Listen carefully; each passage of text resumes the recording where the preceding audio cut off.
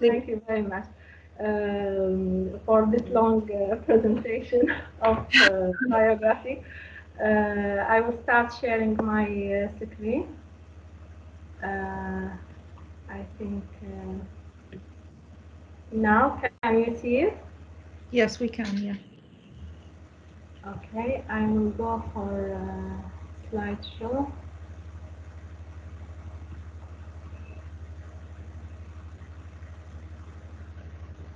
Here we go. Please allow me to read my text because just to keep to be in control of time. First of all, I would like to wish you all a good day. I'm pleased to contribute to this event, and I would like to thank the engaged members for this opportunity. Sorry, do you hear me? Yes, we do, Dr. Saba. Yeah, please go ahead. Okay.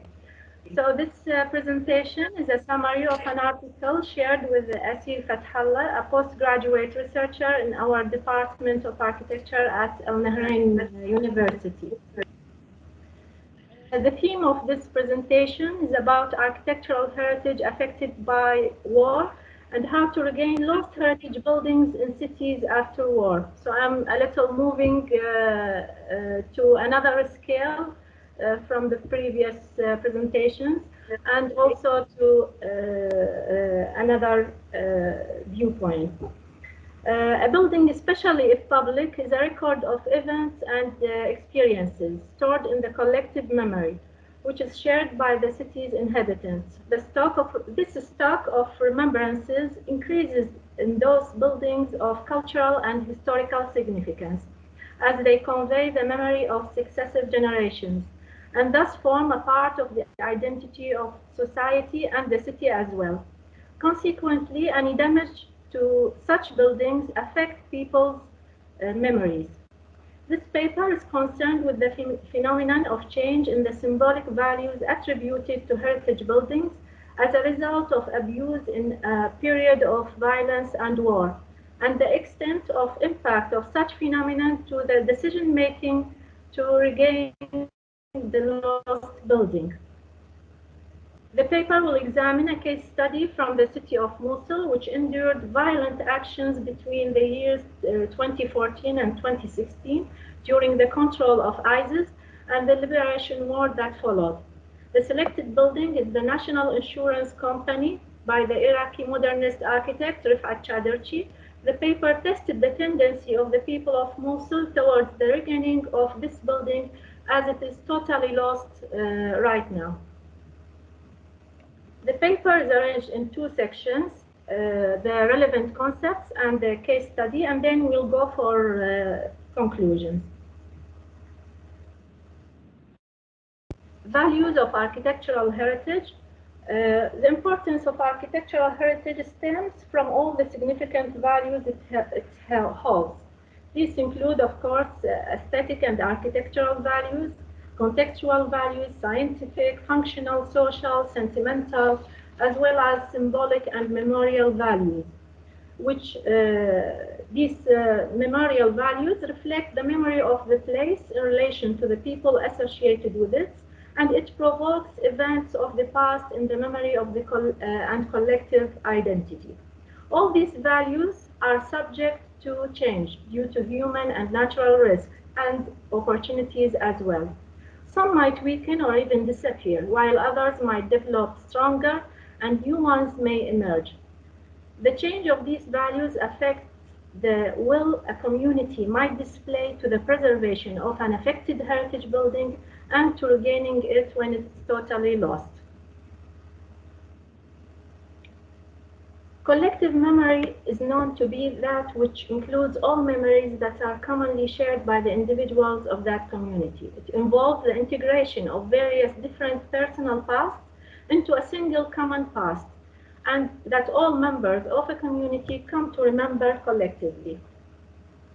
Hyde and Leo explained that collective events are more effective in generating collective memory when they influence social change in the long run and are socially relevant in the present, also when they are emotionally loaded, when they elicit abundant social sharing, and when they are socially rehearsed by mass media, and finally are associated with the collective behavior and commemorative rituals that can be narrated coherently by institutions and individuals. From this viewpoint, can be said that wars and conflicts, which are collective events, can generate strong and enduring memories to a community, and this capacity became a tool used intentionally by conflicting parties as part of a psychological war.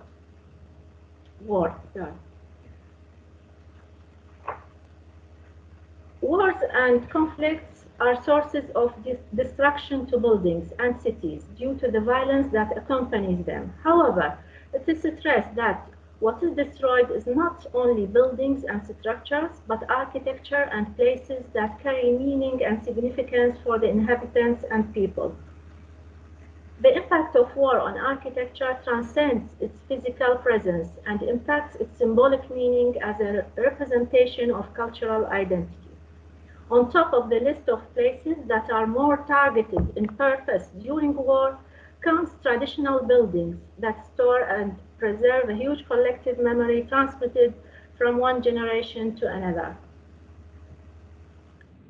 The abuse of places during conflicts can be a tool in the hand of the enemy, imposing new meanings to be delivered to the community. This abuse may be practiced in heritage buildings, and it comes in a variety of manifestations. It can be direct and systematic destruction, aiming at a complete erasure of the community's memories and presence, or it can be a maltreat and misuse of significant buildings, aiming at psychological oppression. Such aggressive actions of destruction or maltreat being performed on public will be registered in the community's collective memory. Places where collective events occur are recognized to become a vital part of the memory, and accordingly, whenever seen by the individual or the group, will stimulate the recalling of the memory or the event that occurred therein. Dr. Saba? Yes? I'm so sorry to interrupt, but your slides are not moving. Oh, really? And we are still seeing your cover page. Oh, no. Yes, I am on slide apologies. 11. So I just wanted to let you know. So if you will give it a try. Sorry, yes. I will share one second. Share and unshare again. Yes, please. Yes. Yeah. So sorry, IT problems, but we can sort it. Maybe it's easier if you don't make a slideshow. Just go with. So this was the cover slide. Here, This is the cover one. Yes. You select slideshow and then start clicking. I hope it moves. No, I went for the slideshow. Yeah, now it's moving. Now it's working well. That was working? Now it's okay. Now it's We can see the second slide now. Okay. So here is the. Thank you so much. Okay. I think the problem, Dr. Saba, if you enable editing, if you just enable editing, you can then show it perfectly, maybe. You think? In the slideshow, there is enable editing. Just. Yeah. Yeah. Maybe Dr. Sahar, you gave this remark? Yes. Just a minute. Sorry for this inconvenience. No, not at all. Not at all. We're on the thing. You see not at all. Slide?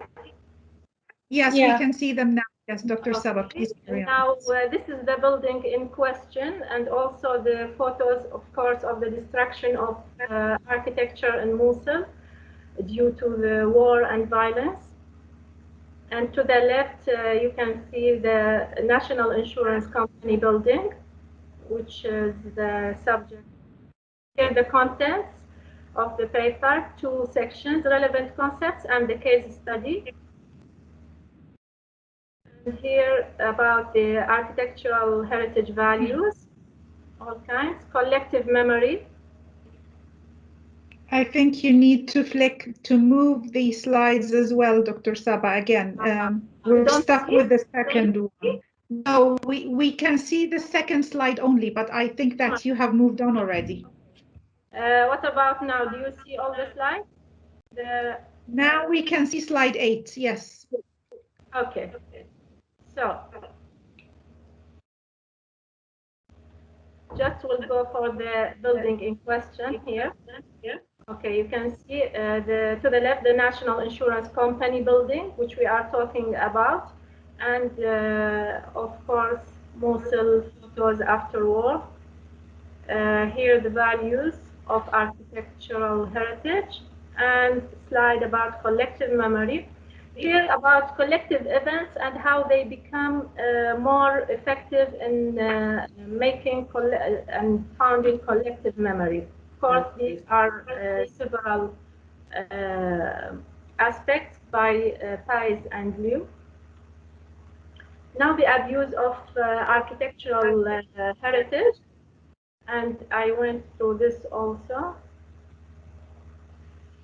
Here we can see how abuse of architectural heritage can be by destruction and making damage to the building, or by using it in the misuse and maltreat, as we will see in the case study here. So now this is the slide 11. This is where I reached. Regaining lost architectural heritage after war. Where the war leads to the loss of architectural heritage, the primary purpose after war will be to regain this heritage. Here, the regaining process is defined as the retrieval of a lost or damaged heritage building of various degrees in its various tangible and intangible values, and with or without its original function. It is conducted through several mechanisms. The purpose is to maintain the efficacy of the building in the city while preserving its values or acquiring other added values. The mechanisms of intervention to recover the lost architectural heritage include reconstruction, renovation, reproduction, and restoration. Of course, reconstruction and renovation are of interest here, as they are both consistent with the research and the case study purpose. Reconstruction means building again as much as possible to a previous documented model, using available original material as much as possible, in addition to new materials when needed. It includes total and partial reconstruction. It should be conducted on the exact original location of the building. An example is the total reconstruction of the Cathedral of Christ the Savior, which is located on the northern bank of the Moskova River in Russia. And this cathedral was destroyed by powerful explosions approved by the Soviet state in 1931 and turned into rubble. But in 1994, the government agreed with the Russian Orthodox Church to rebuild the cathedral, and this was achieved in the year 2000. Renovation is the reviving of structure from its poor condition and the production of new parts in the framework of an old building. The renovation process can be hidden while improving the building's existing atmosphere, or it can be radical either from inside or from outside. It is very similar to partially remodeling the building. An example, the renovation of this store in Berlin, the Kaufhaus, the West End. It has been established in 1907 and a well-known commercial space in the city. It was bombed by the US during the raid on Berlin in 1943. The Berlin store became in a state of continuous renewal and change as it is reshaped almost every 10 years, starting from 1956 until 2018, when it witnessed full renovation. Now we come to the case study of the National Insurance Company building in Mosul. So this building is very well known to the society of Mosul. It occupied an important corner of the governorate intersection in the Rawasa district. It used to be to present contextual value, being in harmonic integration with its urban scene, with the modernist statue of the Fatat al-Rabi'ain, the girl of the two springs city, which is one of the earliest modernist statues laid on site in 1975. The statue was removed from its place by ISIS, as well as all other figurative statues of the city. This location made the insurance building an emblem of the emerging importance of Mosul as a modern city, as it was one of the earliest multi-story buildings in the city and carried a late modernist architectural style with a local flavor. Although the building is not listed locally as a heritage building, it falls within the attention of the organization of Docomomo Iraq chapter, being one of the buildings realized in Iraq by Rifat Chaderchi. The building was founded in 1966 as a headquarters of the National Insurance Company in Mosul, which provided insurance services on life and properties for the citizens. Later in 1975, it changed to a headquarters of the Iraqi department store company, named locally the Oros Dibat. And in 1986, the building was transformed to the Directorate of Retirement Affairs. During the ISIS period, the building has suffered from vandalism by ISIS members. It was also badly affected by months of fighting and fierce liberation battles. The building was finally targeted by 2 missiles that put down most of its structure and severely damaged its foundation. Hence, it became a threat to public safety, and the decision was made to demolish the building, and it was accomplished in 2019. It was completely demolished. So, symbolic values associated with the insurance building. Since the control of ISIS of the city, ISIS was aware of the strategic importance of the building as it was in a central location of the city, as well as a landmark with high altitude. Hence, the building was not only used as a point of control and monitoring, but also as a platform to execute convicted victims by throwing them from various levels of the building. Those events were conducted in public gatherings, and media constantly reported them. The building acquired several names, such as the execution platform. Hence, the symbolic significance emerged that after being a place dedicated to securing lives of the people of Mosul, the building became a place for ending youth's life. So to evaluate the effect of collective memory on the building's symbolic value, to investigate its relation to the decision concerning the reconstruction of this landmark, a questionnaire was distributed to a sample of 2 categories of people living in Mosul. 20 questionnaires were distributed to specialists in architecture, art, and heritage, and also 40 questionnaires were distributed to a random sample of ordinary people. Both categories were asked about their awareness of the values of the building. The symbolic values were investigated to asking people about their stored memories associated with the events that ISIS held in the building. In addition, people were also asked their opinion about how to regain this building. So here we have the results. Here we see the values the results of values appreciated in the insurance building. The building scored high estimation of values for specialists and the public alike. Architectural and contextual values are among the highest scores, which ensure the significance of the building in the conscience of the Mosul community. As a result, most of them responded positively to a decision of regaining this lost heritage building. However, for public, symbolic values made the least score compared to other values. Such a result could not be interpreted as a kind of indifference to violent events, but might more represent a lack of awareness of the correlation between the violent events and the building itself. Here we see the response to symbolic values. The negative memories in the building has in people's the negative memories the building has in people's memory and the specialist memory is superior to the positive memory. Such results could be seen as a justification for both groups to support integration of reconstruction with partial renovation in the building. In this chart appears the response to the mechanisms preferred for regaining the insurance building. It's worth noting that most specialists responded positively to the idea of renovation of the interior while keeping the exterior as original. Such a choice supports that conserving the original appearance is a priority to preserve the building's significance as identity for the city and its community.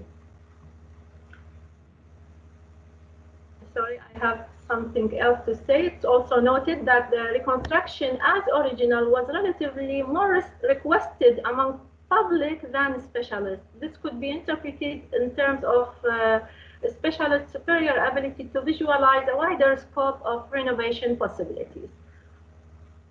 Now we end with the conclusions. Heritage building of high significance can be subject to abuse and maltreat during war times. Such events affect public collective memory and may change symbolic values attributed to the building to negative ones. With collective memory, people can direct decisions to regain the lost heritage.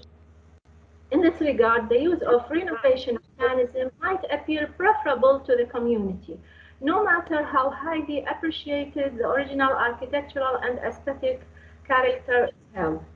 This happens especially when the symbolic memorial value attributed to the building in question is strong, as was the case in the National Insurance Company building. This renovation might be seen as a response of self-esteem recuperation against psychological abuse. The new design could symbolize a new life and thus expected to improve public collective memory about the building. However, when such renovation is chosen by responsible parties, the task implies a delicate balance between recuperating original values, which once won the community's awareness and sympathy, and inserting new ones which could satisfy people's aspirations for a better future. Thank you. Thank you. I will stop sharing.